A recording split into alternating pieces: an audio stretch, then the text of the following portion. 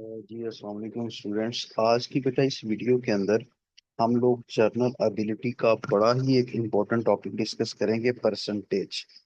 अब परसेंटेज के टॉपिक को लेके मोस्ट ऑफ स्टूडेंट्स के माइंड के अंदर कुछ कंफ्यूजन्स हमेशा से एग्जिस्ट करती है। इनको आपने जर्नल एबिलिटी के पेपर के अंदर बेटा वो जो आपके पास स्टेटमेंट्स आती हैं, थोड़े से टाइम के अंदर आप परसेंटेज को कैसे डील कर सकते हैं, उसके अंदर जो टेक्निकल वर्ड्स हैं, जो की वर्ड्स हैं, आप वहां पे अपने फार्मूला को कैसे प्लेस करके उसके अंदर वैल्यूज प्लेस कर सकते हैं।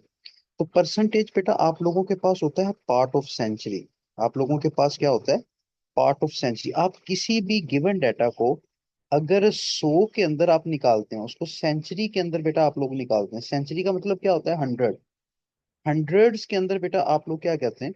उसको फिगर आउट करते हैं। तो इसका मतलब आप लोगों के पास क्या है कि आप परसेंटेज के कंसेप्ट को डील कर रहे हैं। लेट्स सपोज के परसेंटेज को सिंबलाइज हम लोग कैसे करते हैं, ये आपके पास मैथमेटिकल सिंबल है परसेंटेज का।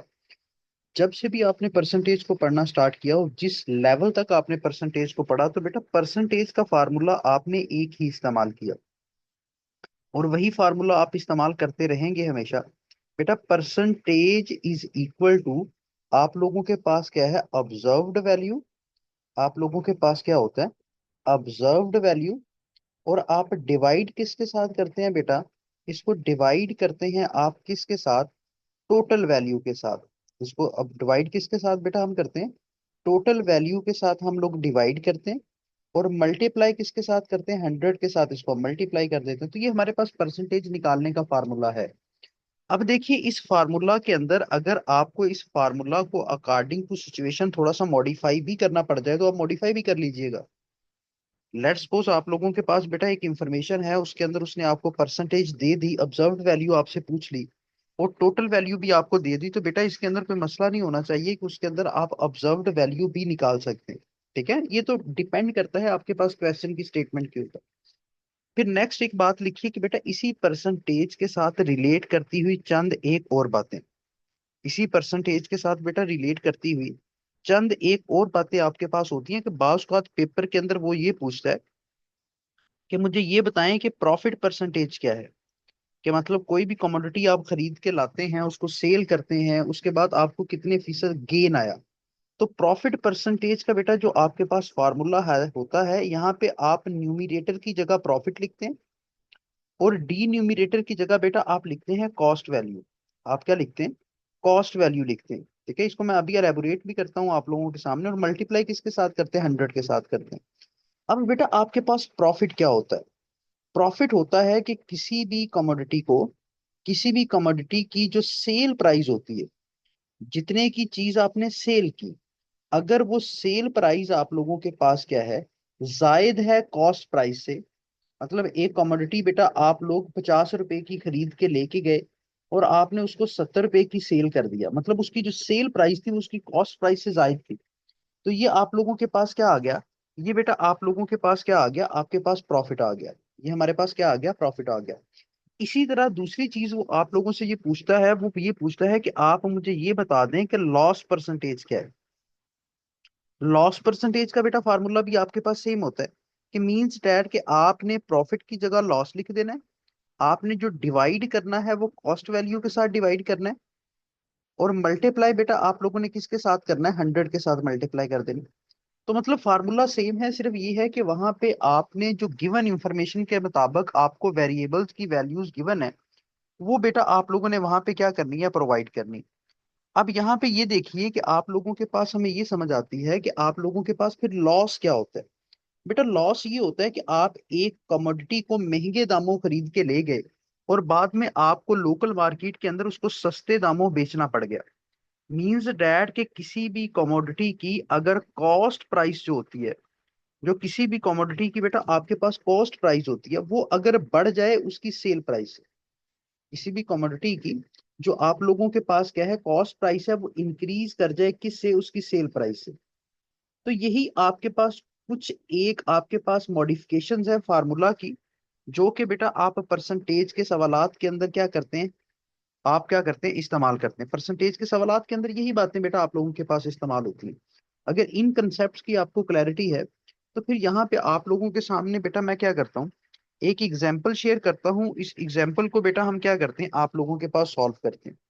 लिखिए कि आपके पास सवाल नंबर 1 वो ये है कि वो ये कहता है कि आपके पास टू कैंडिडेट्स, लिखते जाइए स्टेटमेंट को और साथ में बेटा इसको अंडरस्टैंड करते जाइए। देखिए स्टेटमेंट को पढ़ के यहाँ से गिवन इंफॉर्मेशन को निकालना, ये सबसे पहला आपके पास क्या है, हुनर है, एबिलिटी के सवाल को हल करने का। वो कहता है कि two candidates appeared in an examination, आपके पास अपीयर्ड इन एन एग्जामिनेशन, आपके पास दो लोग हैं, वो एक एग्जामिनेशन के अंदर क्या होते हैं, कोई भी एक इम्तिहान था उसके अंदर बेटा उनकी अपेयरेंस होती है। जब उसका रिजल्ट आता है तो होता ये है कि वन ऑफ देम, उनमें से जो एक आदमी है, उनमें से एक लड़का है आपके पास, one of them scored 9 more than other, one of them जो है वो स्कोर करता है आपके पास, स्कोर्ड 9 मोर देन आप लोगों के पास other, other and his marks.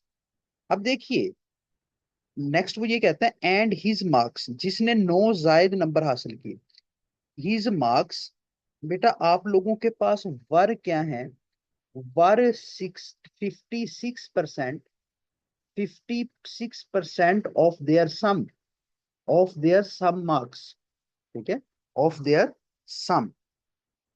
तो आप क्या करें बेटा, आप फाइंड करें किसको, उनके नंबर्स को आप फाइंड करें बेटा, दोनों कैंडिडेट्स के जो सेपरेट नंबर हैं उनको क्या करें, फाइंड करें।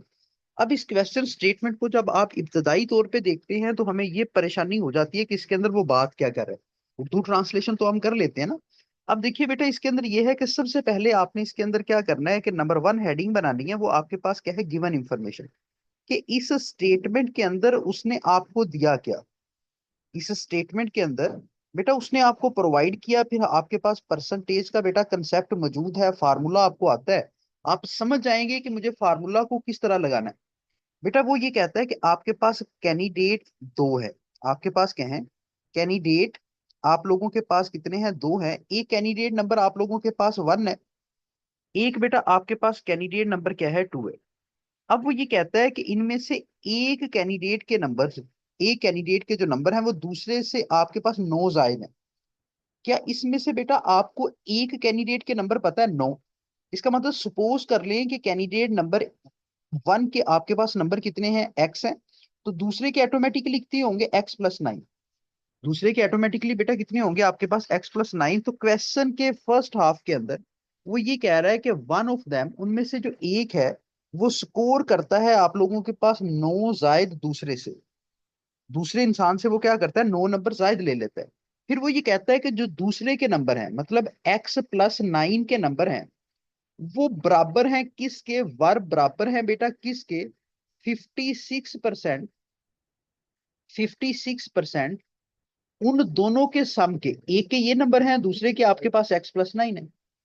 मतलब मैथ के अंदर ऑफ का मतलब बेटा मल्टीप्लीकेशन होता है, तो 56% का मतलब क्या है, 56/100। तो हिज मार्क्स मतलब कैंडिडेट नंबर 2 के जो मार्क्स हैं वो 56% ऑफ देयर सम है, ठीक है। अब ये आपके पास एक मैथमेटिकल इक्वेशन बन गई। जब आप अपनी चीजों को बेटा मैथमेटिकल इक्वेशंस की फॉर्म के अंदर ले आए तो उसके बाद तो कहानी बड़ी आसान हो जाती है ना।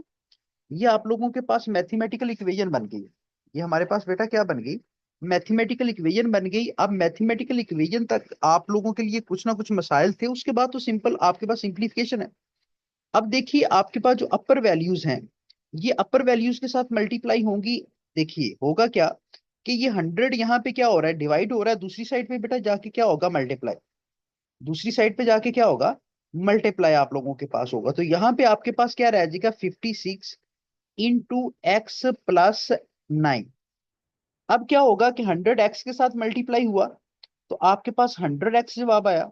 100 बेटा अगेन आप लोगों के पास 9 के साथ मल्टीप्लाई हुआ तो आपके पास 900 जवाब आया। 56 बेटा x के साथ मल्टीप्लाई हुआ तो 56x, अगेन 56x के साथ मल्टीप्लाई हुआ तो बेटा 56x आप लोगों के पास आ गया।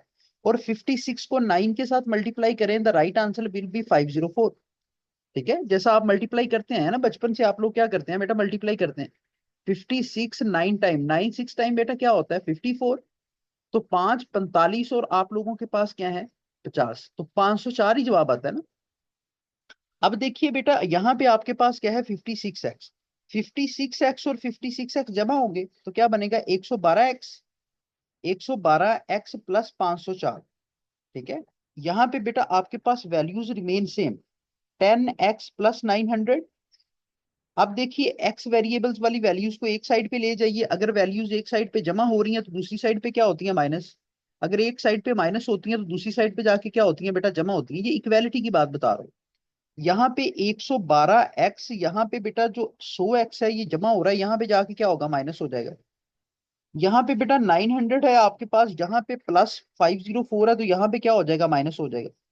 तो आपके पास ये क्या बचा 396, 900 में से 504 को सब्ट्रैक्ट करें तो 396, 112 में से बेटा आप 100x को निकालें तो आपके पास क्या बचता है 12x बचता है। आपने x की वैल्यू को निकालना है, ये 12 यहाँ पे मल्टीप्लाई हो रहा है। अगर इक्वालिटी की एक साइड पे वैल्यूज मल्टीप्लाई हो तो दूसरी साइड पे जाके क्या होती है बेटा डिवाइड होती है, एक साइड पे डिवाइड हो तो दूसरी साइड पे जाके क्या होती है मल्टीप्लाई होती है। ठीक है, तो यहाँ पे देखिए x की वैल्यू निकालने के लिए आपको क्या करना पड़ेगा, 12 को दूसरी साइड पे जाके क्या करना पड़ेगा डिवाइड करना पड़ेगा। तो इसको अगर आप सिंप्लीफाई करें the right answer will be 33।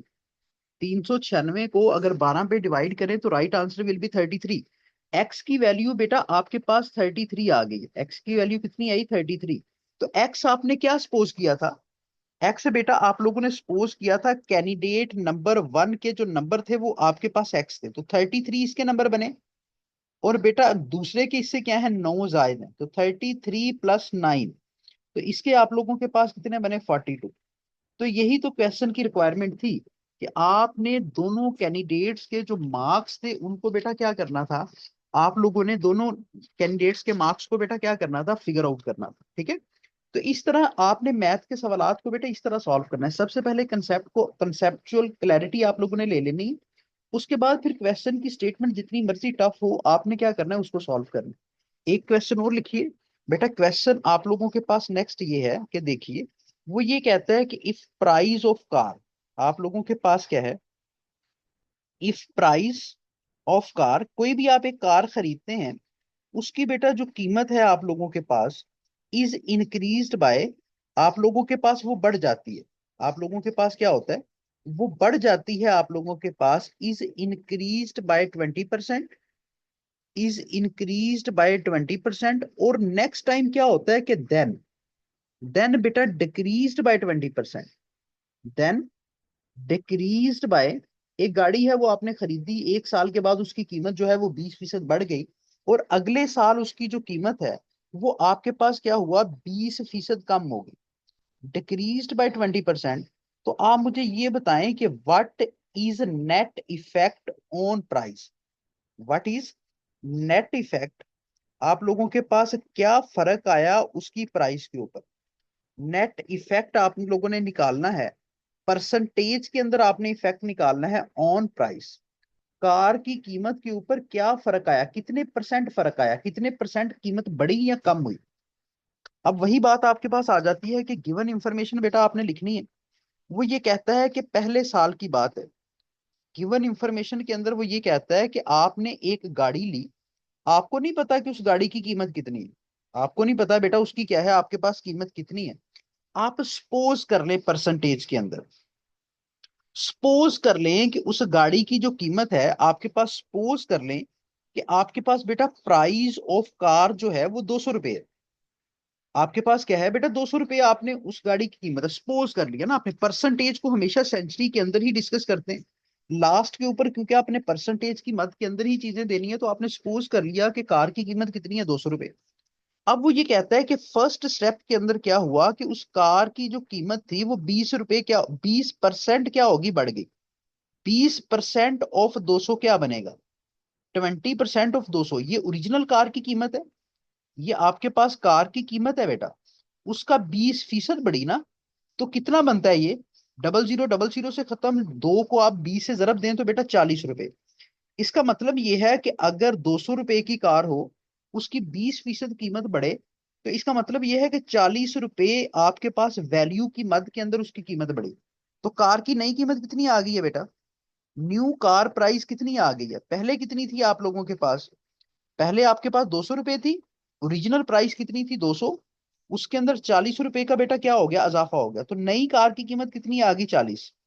अब after 20% increase the price of car will be 240। फिर सेकंड स्टेप के अंदर वो ये कहता है कि आपके पास उसी कार की जो कीमत है वो 20% कम हो जाती है। अब 20% बेटा किसकी कम हुई? 240 रुपए की ना, इसकी 20% कम हुई। तो आपने क्या करना है, 240 का 20% निकालना है। 1010 से खत्म, अनदर जीरो से खत्म, तो 24 को 2 से जरब दे तो आपके पास 48।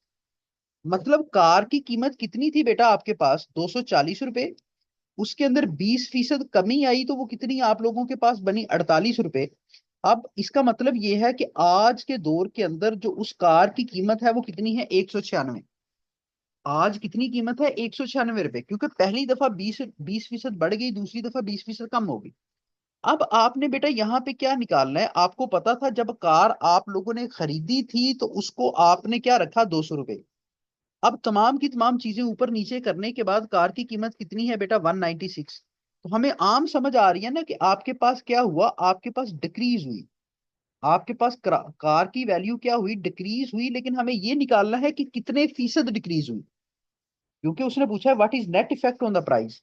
तो बेटा यहाँ पे डिक्रीज परसेंटेज का फार्मूला आप लोगों के पास क्या होता है? डिक्रीज के कितना डिक्रीज हुआ डिवाइडेड बाय, बेटा आपने क्या करना होता है? ओरिजिनल वैल्यू, वही लॉस परसेंटेज वाला फार्मूला ना, सिर्फ अल्फाज का हेर फेर है। ओरिजिनल वैल्यू और मल्टीप्लाई बेटा किसके साथ करेंगे आप? 100 के साथ। तो यहाँ पे देख लीजिए डिक्रीज कितना हुआ? 200 आपके पास ओरिजिनल वैल्यू थी, 196 बेटा आपके पास अब है। डिवाइडेड बाय ओरिजिनल वैल्यू कितनी है? 200। मल्टीप्लाई किसके साथ कर देंगे? 100 के साथ। तो इसका मतलब ये है कि 200 में से 196 को सब्ट्रैक्ट करें तो आंसर कितना आता है बेटा आपके पास? 4। डिवाइडेड बाय क्या होगा? 200। और मल्टीप्लाई बेटा आपके पास क्या होगा? 100। मल्टीप्लाई बेटा आप लोगों के पास क्या होगा? आप लोगों के पास 100। तो इसका मतलब डबल जीरो से खत्म है आपके पास। तो दो को बेटा आप क्या करते हैं? यहाँ पे डिवाइड करें, the right answer will be 2। तो कितने परसेंट आप लोगों के पास उसके अंदर डिक्रीज आया? 2%। कितने परसेंट बेटा आप लोगों के पास उसके अंदर डिक्रीज आया जी? 2%। तो ये चीज आपने कंसीडरेशन के अंदर बेटा रखनी है। ये चीज आपने कंसीडरेशन के अंदर रखनी है जब वो 2 कंसेक्टिव ईयर्स की बात करे। तो आपने कतन ऐसा नहीं सोचना कि 200 रुपये ओरिजिनल प्राइस थी तो इसका 20% बढ़ेगी और इसी का 20% कम होगी। नहीं बेटा, जो कम हो रही है वो तो अगले साल जाके कम हो रही है ना। उसके बाद मैंने यहाँ पे फार्मूला प्लेस किया जो कि फर्स्ट स्लाइड के अंदर लिखा था कि बेटा लॉस क्या होता है? लॉस एक्चुअली डिक्रीज ही होता है। लॉस एक्चुअली क्या होता है आप लोगों के पास? डिक्रीज ही होता है। ठीक है। तो ये आप लोगों के पास परसेंटेज का बेटा बेसिक कंसेप्ट था, जिसके अंदर मैंने कोशिश की कि आपको एवरेज लेवल की स्टेटमेंट सॉल्व करवाऊं ताकि आपका थोड़ा सा उसके अंदर हॉरिजन बड़ा हो। ठीक है। परसेंटेज के सिंपल सवाल तो आप कर सकते हैं, लेकिन यह है कि इस तरह के सवालात आप लोगों को आने चाहिए। तो बेटा इस सेशन के अंदर जो बच्चे इनरोल होना चाहते हैं they can contact on a given number 3। आप लोगों के पास क्या है? 03184596 345। ठीक है। ये बेटा आप लोगों का 6 वीक्स का सेशन है। इसके अंदर इसी तरह हम डिटेल से चीजों को डिस्कस करेंगे और होप्स हो कि at the end of session आपका जनरल साइंस एंड एबिलिटी आपकी आपके पास होगा। ठीक है, आप उसको इजीली क्रैक कर सकते हैं। अल्लाह हाफिज।